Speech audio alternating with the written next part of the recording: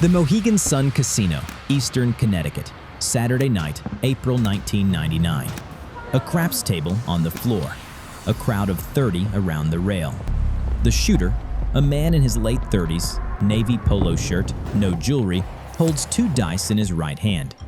The pit boss stands 4 feet from the table with the casino radio in his hand. Every camera in the pit is on the shooter's right hand. The stack of chips on the pass line in front of him is worth $27,000. 53 minutes, 200 dice throws, not a single 7. In a game where the average shooter rolls a 7 every 5 throws. He picks up the dice. He places them in a specific orientation in his palm. He throws them along the felt. They strike the back wall, separate, and roll the way the laws of probability say they should not. 3 days later, Tuesday morning, the same man will be filing an auto collision claim at a State Farm office in suburban Detroit. His name tag will read Dominic L. This is Dominic LoRiggio, 40 years old. Across 3 years of weekend trips after his 9-to-5 State Farm job, he has won close to $200,000 at the craps tables of Vegas, Atlantic City, and Connecticut. He has no university degree. He has never taken a statistics class. He has never published a paper. He has, however, paid $600 to a man in a private garage in Burbank, California. So how does an insurance clerk from suburban Detroit beat the most mathematically rigid game on any casino floor in the world? And what was he doing with his fingers in the 4 seconds between picking up the dice and throwing them that the laws of probability are not supposed to allow? Craps is the oldest gambling game played in the United States. It was carried into New Orleans by French soldiers in 1813. By the 1940s, it was the most played game on every casino floor in Las Vegas. The mathematics of craps is, by the standards of probability, beautiful. 2 dice, 36 possible combinations. The most likely sum, 7, comes up 6 times out of 36. Approximately 16.6%. The house edge on the most popular bet at the table, the pass line, is 1.41%. It is the lowest house edge of any non-skill game in any casino on Earth. It works only because the dice are, in the language of probability, independent and identically distributed. Each roll has no memory of the last. The casino industry guarantees this with 3 physical rules. The pyramidal rubber on the back wall ensures unpredictable bounce. The minimum throwing distance, about 30 inches, ensures the dice lose any memory of starting position. The requirement to strike the back wall ensures no shooter can place them as he wants. For 300 years, this system has been treated as inviolable. Eddie Olson, then Chief Operating Officer of Wynn Resorts, in a 2003 interview with the Wall Street Journal, said, "Craps is the cleanest random outcome game we offer. If a customer could control the dice, our entire model would collapse." The American casino industry, by the year 2000, was a $100 billion business. The single largest assumption underneath it was that nobody, anywhere, could throw 2 cubes of plastic and make them do what they were told. Dominic LoRiggio was born in 1959 in Burnside, Michigan, an industrial suburb of Detroit. His father, Joseph, was a tool and die maker at the Ford Rouge plant. His mother, Helen, was a librarian. The family lived in a 3-bedroom brick house on a street where every other father also worked at Ford. Dominic was, by every report of his early teachers, gifted at mathematics. In 1972, at 13, he won the Wayne County Mathematics Olympiad. He came home with a trophy his mother put on the mantelpiece, beside a photograph of his grandfather at Ellis Island. He wanted to study mathematics at Michigan State University. The annual tuition in 1977 was $1,800. The LoRiggio family, 3 children, 1 Ford plant salary, a mortgage, could not pay it. In the autumn of 1977, Dominic took the entry-level claims processor position at a State Farm branch in Burnside. He stayed there for the next 22 years. His job was processing third-party auto collision claims, $6,000 a year. He earned, in his first year, $14,500. By 1986, 27, married, 2 small children, mortgaged to a house 3 streets from the one he had grown up in, he had begun spending Saturday nights at the Windsor Casino, 30 miles across the Detroit River on the Canadian side of the border. He was counting cards at blackjack. By 1996, he was $11,000 ahead of the house. The boy who had won the Wayne County Mathematics Olympiad in 1972 was, 24 years later, processing auto claims by day and beating Canadian blackjack tables by night. The mathematics had not gone anywhere. The mathematics had simply been waiting. Insurance clerk Monday through Friday, math hustler Saturday night. 13 years of double life, and Dominic LoRiggio had not yet found the game he was looking for. In May of 1995, Dominic LoRiggio was reading the classified section at the back of a magazine called Gaming Today.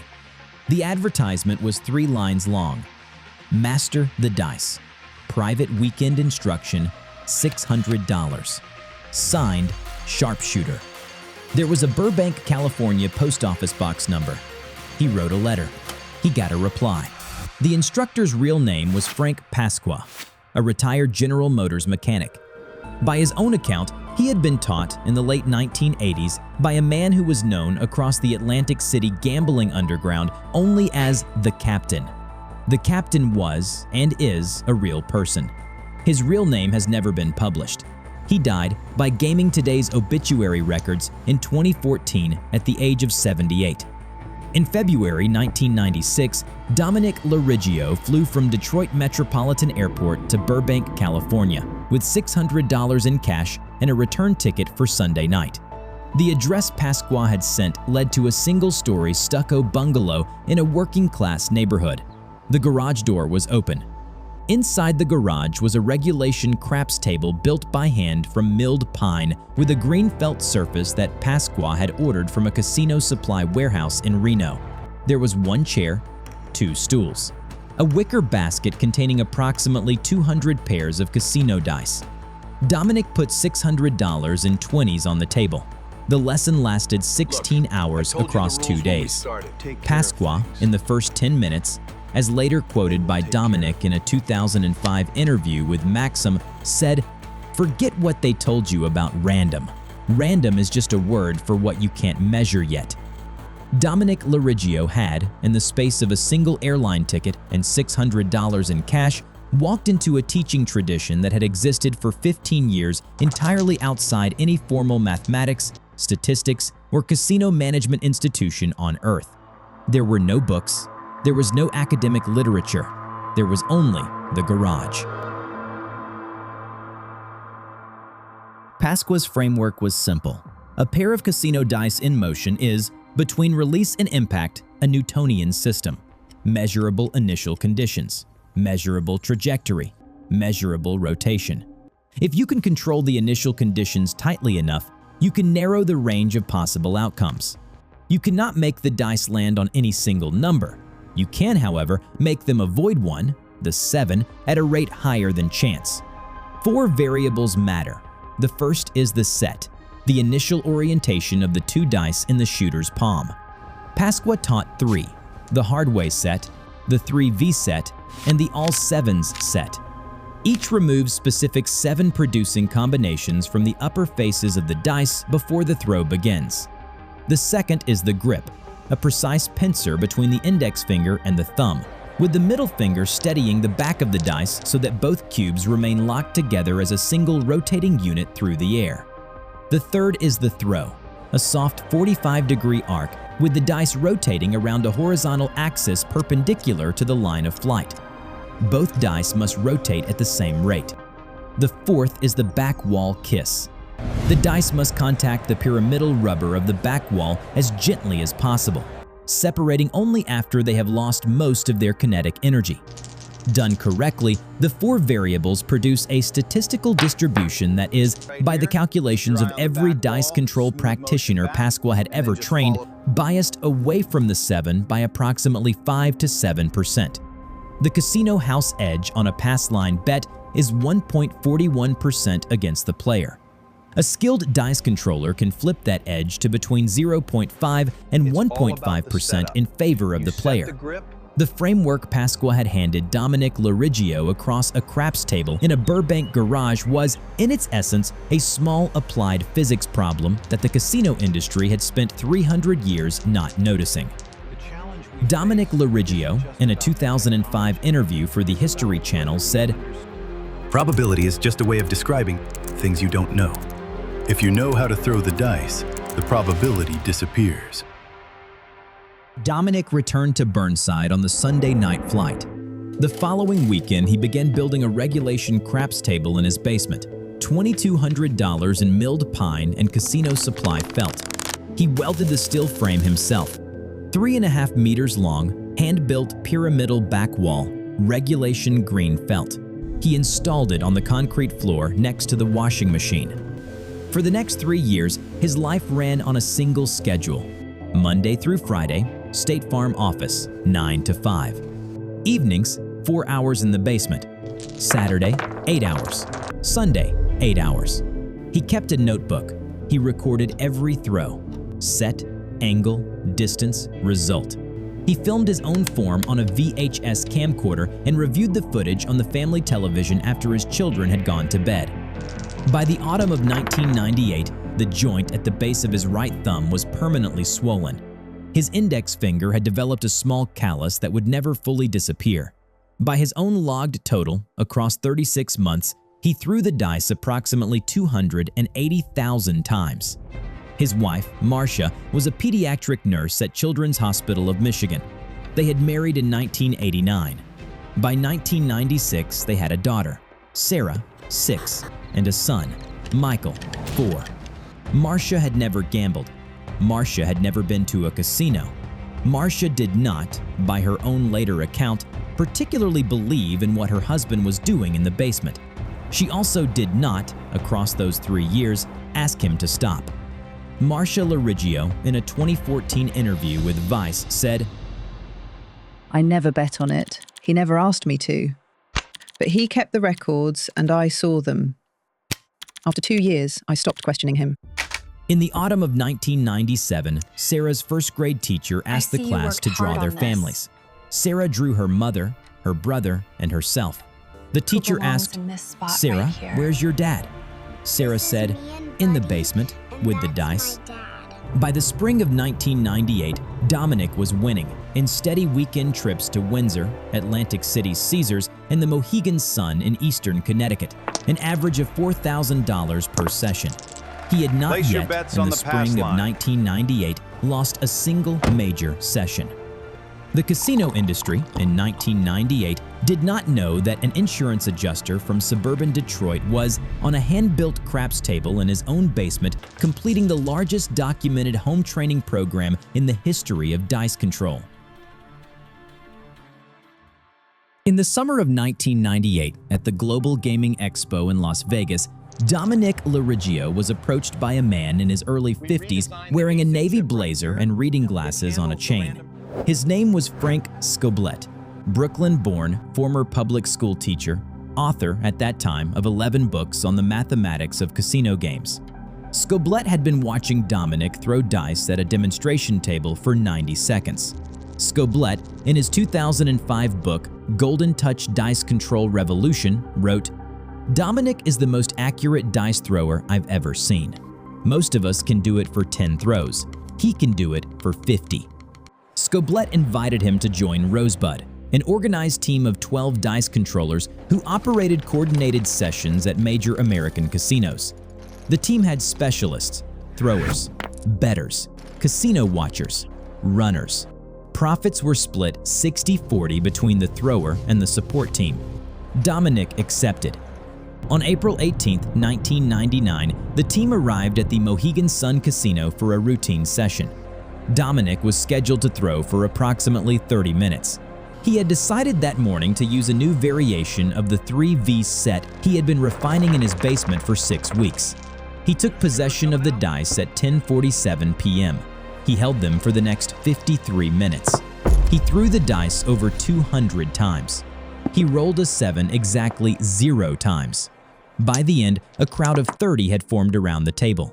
The pit boss stood 4 feet away, holding a casino floor radio. Every overhead camera in the pit had been retasked to point at his right hand. The pass line stack, when Dominic realized a 7, was worth $27,000. The Mohegan Sun did not ask him to leave. Dice control did not violate any provision of Connecticut gaming law. The casino could have asked him to leave at the discretion of management, but they would have had to explain why. They preferred not to. In the 7.5 hours of one Saturday night session in eastern Connecticut, a man who had paid $600 to a retired General Motors mechanic 3 years earlier had set a record that the gaming industry would, in the next 12 months, be forced to acknowledge in writing.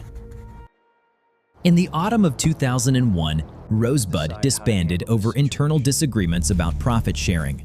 In January of 2002, Dominic LoRiggio, Frank Scoblete, and Frank Pasqua co-founded Golden Touch Craps LLC, a Nevada corporation registered to a small office in suburban Henderson. The business model was simple. They taught everyone else how to do what Dominic had done. The first seminar was held at the Plaza Hotel in downtown Las Vegas in March 2002. The fee was $1,600 per attendee. 50 people came. By the end of the first year, Golden Touch Craps had grossed approximately $400,000. In June 2003, Dominic LoRiggio walked into his manager's office at the State Farm branch in Burnside, Michigan, and resigned. He had worked there for 22 years and 4 months. His colleagues gave him a small bronze plaque that read, "Dominic L. LoRiggio, 22 years of service." He drove home that evening, walked past Marcia into the attic, and put the plaque in a cardboard box he had not opened since they had moved in. Marcia understood. It was a reminder of the years he could have spent on the mathematics he had been good at since he was 13. That autumn, the family moved to a 3-bedroom house in Henderson, Nevada, 6 miles from the Las Vegas Strip.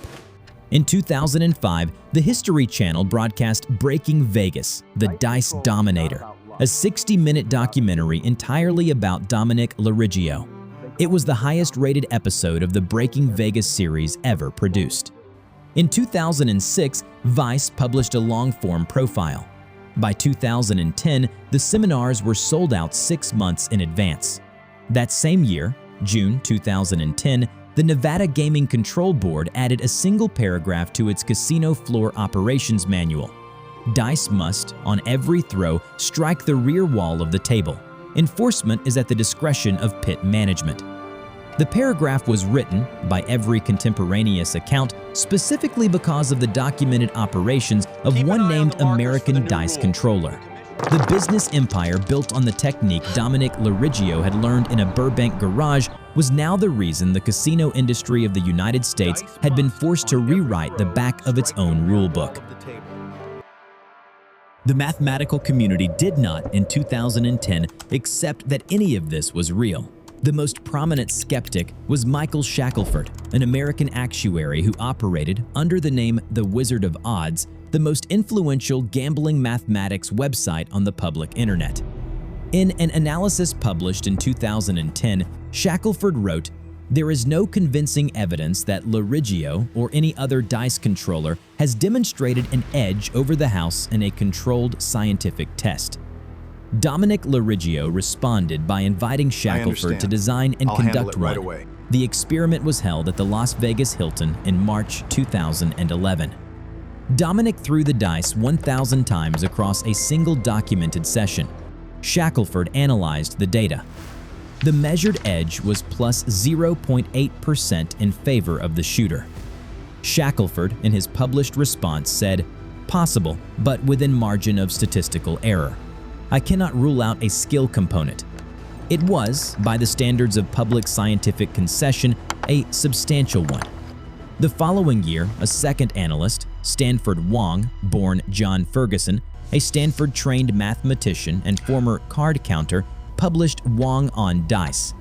His conclusion, after analyzing the data of 14 documented dice controllers, including Dominic, was, there may be a 0.5 to 1.5% edge for a skilled controller.